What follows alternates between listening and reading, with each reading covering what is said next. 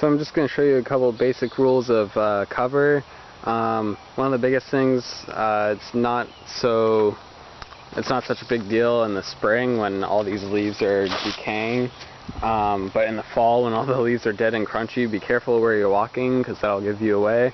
And any time of the year, I guess also this is more just in the woods, but stepping on sticks will do the same thing. And if you're just in an open field, this doesn't apply so much because you should be able to be pretty quiet pretty easily. I'm trying to just keep moving because the mosquitoes are everywhere. That's one thing I don't like about spring. The good thing is, though, there's lots of cover that grows, especially the tall grass. I'm going to walk over here. I'll save you the trip of seeing, or the walk, but I'm going to show you one of my favorite places to snipe. So in here, it's kind of hard to see in, but you get inside of there, and it's kind of cool. You just step in through these two trees, and you're in this spot, although there's tons of mosquitoes right here, so I probably won't be back here when I actually play, but then you can sit down on this and then shoot out that way, and you've got a pretty good view and you're pretty well covered too. Another rule, be used to your gun before you play. Oops, just trying to get because there's nothing worse than missing your first shot. So play around with the hop up and stuff if you have it, because that'll be something you don't want to give away your position, and you want to shoot first and then have probably the first shot hit them before they know what's happening. Let's see, I'll take you over to the tall grass because that's kind of a cool, just natural cover spot. So if you're going to be shooting in tall grass, one thing you might want to do to don't let people, or have people be led on to where you came from. Say people are like over there, you'd want to walk into the tall grass perpendicular to where their view is. That way they can't see that you were making a trail. However, if we had been going this way, they could see that someone had depressed the grass a little bit. But then you'd want to, when you get behind the tall grass, then you'd want to start walking this way.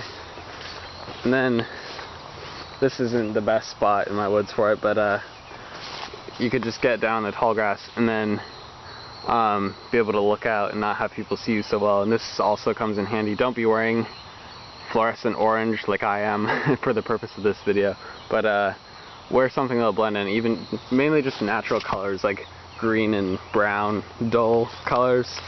Even black sometimes is fine. Another just pretty decent spot is behind trees or the base of them, especially like this one. There's mosquitoes, they're eating me alive. But just like down at the base of trees is a good spot. Thinking of what else I can show you. So here's another cool thing, as long as you're not allergic to it. Some of my friends have been, and not horribly, but they got like a rash. But and it's not like this is a big problem, but there's these weeds. I don't know the technical term for them, but they have basically like very small, my camera's not focusing, but they have very small like fibers that come off of the leaves, so they stick to your shirt or your clothing, so you can use that as natural cover. And so that's just one thing, like if that grows around where you guys live, then that's one thing you can use for cover. Here's one of the biggest things I can stress. If you're in a spot that you think you're gonna snipe from, make sure it has more than one way out. Up here, as much as I like it because it has a good view, you're kind of screwed if you get cornered and you have to go down, because then you're wide open to getting shot. Also, know how far your gun shoots, because as much as I can see way out there, I can't shoot that far. I could probably make it to that right there, to that bunker, but that's about it. Anything further than that, and I won't be able to hit. Same with that way. I wouldn't be able to hit way out there. But just know if you're going to set up someplace that you want to have a clear range, but also know how far your gun will shoot. That way, when somebody gets within range of you, you don't shoot before they get to that point, and then once they do get to that point, you know you can get them from there. Also, if you live in the woods, you might have, I mean, not as often, but trees will fall sometimes, and with this pine, it's a pretty cool spot because then you can get in behind these branches and you're very well covered. And when this first fell, it was a lot better because there were still green needles, and now they're not, they're dead, but still decent cover.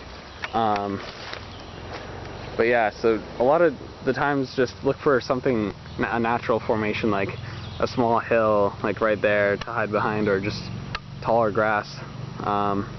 Also, climbing trees, oh my god, there's tons of mosquitoes in here, but I do not recommend, even though I have this ladder here, it's I don't use it in airsoft battles because same deal, leave yourself with more than one way out, and a tree only has one way down unless you're willing to jump, and you'll probably die, so don't do that.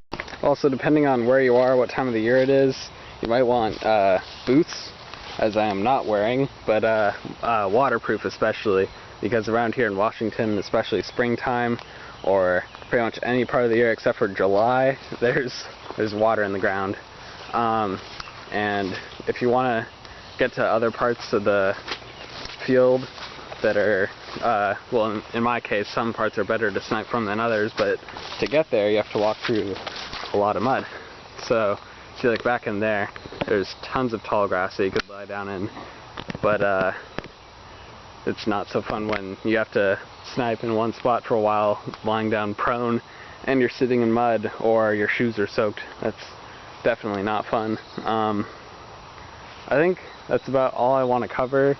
If you have any other questions or something else you'd like me to address, just send me a message or post something in the comments, and I will see you guys in whatever the next video I put up is. So, okay, so I forgot to show you one thing in the fort. I don't even know if they're out there. They might be back at my house, but if you have someone with you as a spotter, you might want a pair of binoculars so they can see as far as you can with your scope. But I have a pair of like Bushnell binoculars, and they're pretty good. I'm just getting eaten alive out here. I'm sorry, so I'm gonna try and cut this video. It's pretty short here, or stop pretty soon. But and even if you don't have a spotter, you might want one of those, because usually the binoculars will see further and more clearly than the scope can. So you could switch between that and your scope just to see where people are. Also, the binoculars have a wider range of vision. So I think that is about it. So again, if you have any questions that I didn't cover in this video, just post them in the comments and I'll talk to you later. Hey guys, so sorry I'm doing this part of my webcam. I forgot one very fundamental thing when you're actually shooting.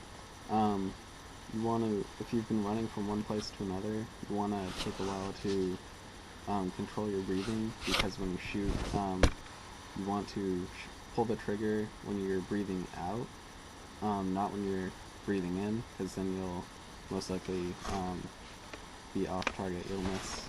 So that's just one thing. So try and control your breathing after you've gotten to the place you're gonna stay for a while, and should be a little bit more accurate. And that's one thing when I was editing the video.